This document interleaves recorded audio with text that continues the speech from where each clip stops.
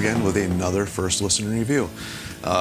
We'll be babbling a lot today because this is a 4-disc set. It's from the amazing Lindsey Buckingham and his new release called 20th Century Lindsey. And what this basically is his first 3 albums, all remastered. Actually, it was the remasters from 2017, but this one has an extra bonus disc thrown in. You get it all together here. And I'm actually a really big Lindsey Buckingham fan, going like way back. One of the first cassettes I ever bought was from one of those Columbia House deals. I didn't know anything really about music. I think I was like 11 years old. And I had my uncle help me pick some stuff out, and he threw Rumors, of course, one of the biggest selling albums of all time, on that. It was one of the first albums I ever got. And like Lindsey's guitar playing on that, I fell in love with instantly. Because you can't deny his guitar playing on that album is great.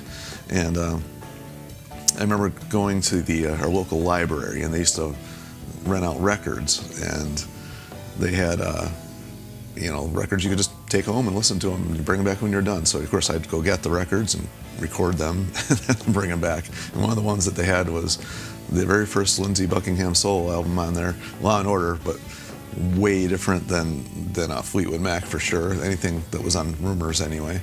And I remember that was a little bit of a shock to the system, but I just would listen to that album over and over and over again anyway, even though it was like nothing like the Fleetwood Mac stuff. So I've been listening to Lindsey Buckingham a good majority of my life. So when I saw this was coming out and had a bunch of bonus stuff on it, I thought, cool.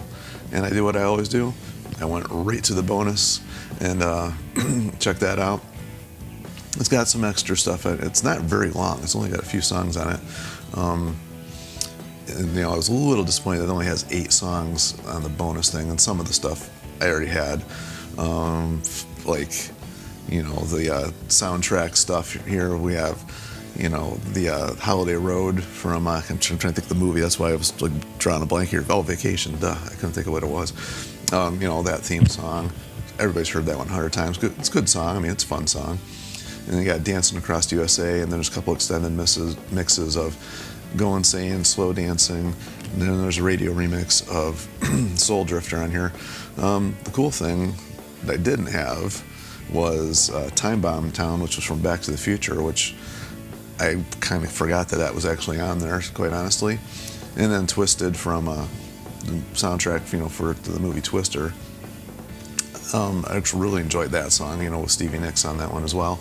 And then there's a song on here called On the Wrong Side. Now all these songs I enjoyed. Obviously I've got the original versions of Go Insane and Slow Dancing and Soul Drifter. But the extra songs were actually really good. I really enjoyed those, even though there wasn't that many. That's the style of Lindsey I actually really enjoy, was those songs right there. He gets some really weird things going on every now and then that I'm always not completely in love with, but those were all good. Now, as far as the remasters go, I went right through in order on these and just listened to them again, and I hadn't listened to these in a very long time. And the remasters of this one were really good. I actually don't usually like remasters, but this one fell into the category of good. And it's funny because like the song Blana, I just remember the first time I heard that song, it's like it's track 1 on Law and Order. I remember putting the needle down and that kicked in, and I'm like, what the heck? What is this? And so when I first started playing this again, I hadn't heard the song for years, and that kicked in, and it was just funny. It was like remembering back to what I thought of it the first time I heard it. And I actually really kind of like the song, so it's kind of funny. But yeah, talk about a shock to the system. And then you got the cool songs on here like Trouble, and I think that was a single from this, but I don't really remember, quite honestly. But I think it was released as a single before I even started listening to like music. But that was a fun album to listen to. And then, of course, the album Go Insane, and he had the single Go Insane. I remember seeing some type of video for that. I don't know if there's an actual official video or not, but I do remember seeing something on MTV. I didn't have MTV, so every time I watched it was always at a friend's house or something, but I do remember seeing that one. So it's kind of fun listening to stuff. It's always cool, I think, when an album brings back memories, and that's kind of what these first 2, listening to them, did. And the song Slow Dancing, I actually just really love that song. But my favorite of the three really is Out of the Cradle. I don't know what it is about this album, just the sound was so different than anything that was going on at that point in time. And, because Lindsey is, famous for producing a lot of the Fleetwood Mac stuff and just being very experimental with this stuff. Some of it, isn't always a hit, even for me, but this one was. I really enjoy this album. It's got such weird, cool little quirky things going on in it, and if you're into that, you're gonna love it. If you don't like that quirkiness, you probably won't like it so much, like the little weird sounds like in Don't Look Down. I just think that's a fun song. Of course, Countdown was, I think, the single off of this one, and the guitar sound he chose is so like in your face and processed, but somehow it just works. I don't know, I really like it. And one of my other favorite ones on here is You Do or You Don't. Funny because I probably hadn't listened to this album in 15 years, and put that on. I was like, man, I forgot what a great song this is. And of course, Surrender the Rain, another one of my favorite ones, and kind of ends on a midi lower energy one. Say We'll Meet Again, which is a really good song as well. So I mean, they're all good, but those are like my highlights, my favorites from it. So anyway, if you're a Lindsey fan and you're a completist, or even if you're not a completist, this was a really good option. The remaster was really good.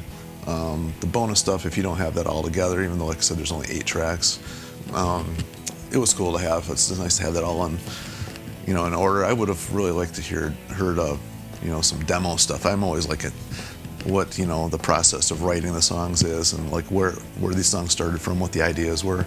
So I was hoping to get some of that, and none of that on here. There's no demos, no nothing. So maybe at some point in time we'll get like maybe a rarities or a demo release. I'm sure there's a bootleg one out there somewhere. I usually keep my eyes peeled for that type of stuff, but I really haven't seen much of that. I know he did a bunch of demos for his last solo album, and I can't think of the name of it, something The Screws, and the name of the album is slipping my mind, so if somebody out there remembers what it is, throw it down in the comments. I can't, for the life of me, cannot think of what it is, but he had a bunch of demo stuff in that one. It was cool, and it's just fun to listen to. I always go back to the original album, the final version anyway, and listen to that stuff, but it's always kind of cool for me anyway, to hear where it started from.